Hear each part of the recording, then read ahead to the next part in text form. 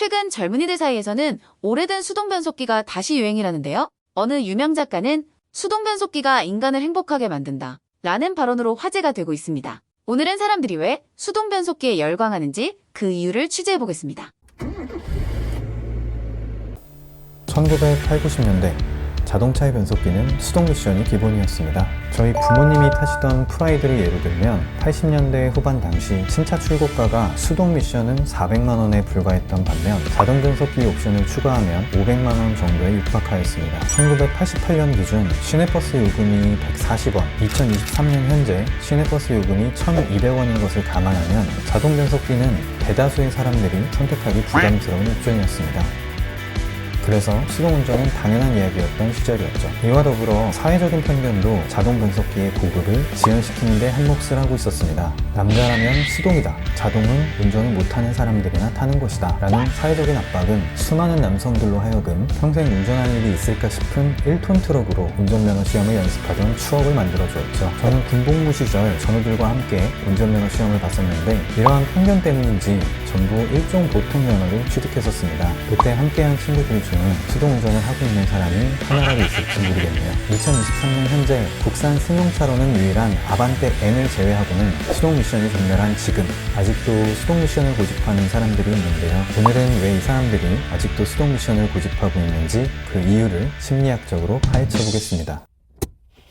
여러분들은 언제 가장 몰입감을 느끼시나요? 요리를 할 때, 음악을 들을 때, 운동을 할 때, 게임을 할 때. 저는 이 모든 것들을 좋아하는데요. 특히 게임은 거의 대부분의 사람들이 좋아하실 거라 생각합니다. 제가 좋아하는 롤, 문명 같은 게임은 한 번 시작하면 몇 시간은 순식간에 지나가 버리곤 합니다. 여러분들도 그런 경험 있으시지 않나요? 이처럼 사람들이 뭔가에 빠지는 이유가 무엇일까요? 많은 이유가 있겠지만 그중 칙센트 미아이의 플로우 이론으로 이야기를 시작해 볼까 합니다. 플로우란 자신의 활동에 깊게 몰입해서 시간의 흐름이나 공간, 더 나아가서 자기 자신도 잊어버리는 무라일체, 무아지경의 심리적 상태를 이야기합니다. 플로우는 게임처럼 사람들이 좋아하는 활동을 할 때 자연스럽게 몰두하는 상태에 빠져드는 최적의 경험을 말하는데요.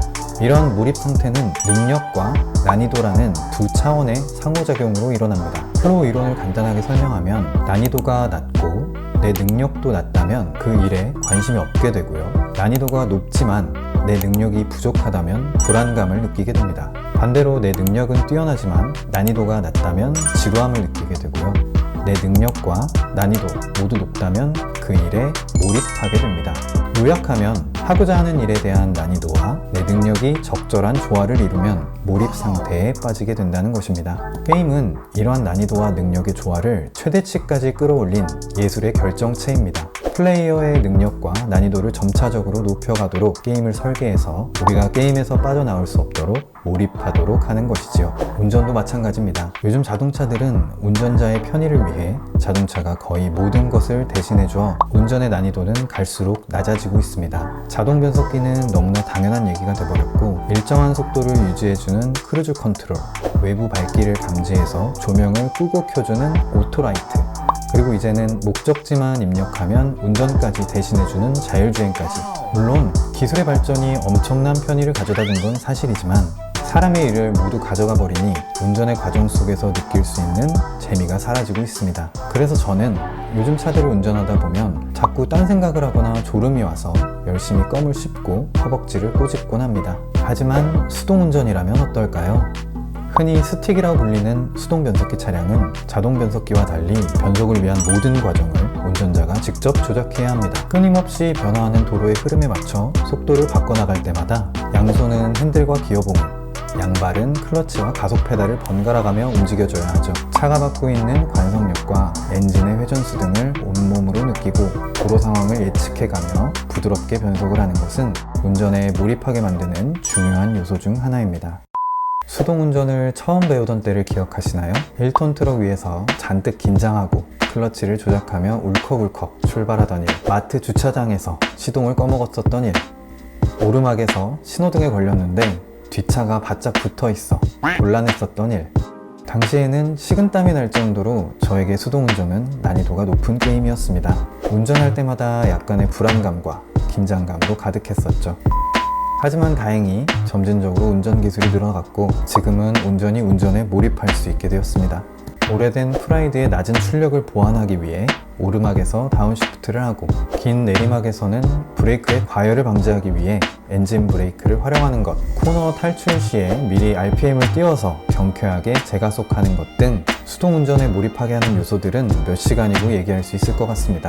그리고 이러한 소소한 재료들이 제 인생을 조금 더 행복하게 풍요롭게 만드는 연료가 되고요. 플로우 이론을 이야기한 칙센트미아이는 몰입이 삶의 질을 결정한다고 주장했습니다. 몰입이 없는 행복은 단순히 외부에 대한 반응이라서 상황이 바뀌면 언제든지 없어질 수 있는 것이지만 몰입에 의한 행복은 성취감과 자아 존중감을 높여줄 뿐만 아니라 그 활동이 삶의 의미와 통합되어 행복에 도달할 수 있으며 이러한 몰입에 의한 행복이 인간의 성숙한 정도를 보여준다고 주장했습니다.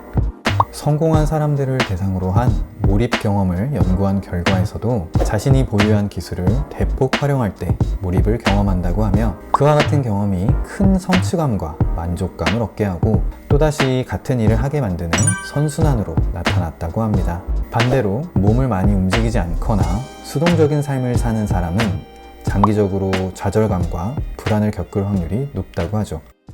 여러분, 나의 행복을 위해 요즘 어떤 것에 몰입하고 계신가요? 1984, 해변의 카프카 등으로 유명한 작가 무라카미 하루키는 이렇게 말했습니다. 수동운전은 자동운전보다 방법을 익히는 시간이 더 오래 걸린다. 하지만 자전거나 수영처럼 몸에 익으면 평생 잊어버리지 않는다. 그리고 자동운전만 한 사람보다 확실히 인생이 한 눈금 더 즐거워진다.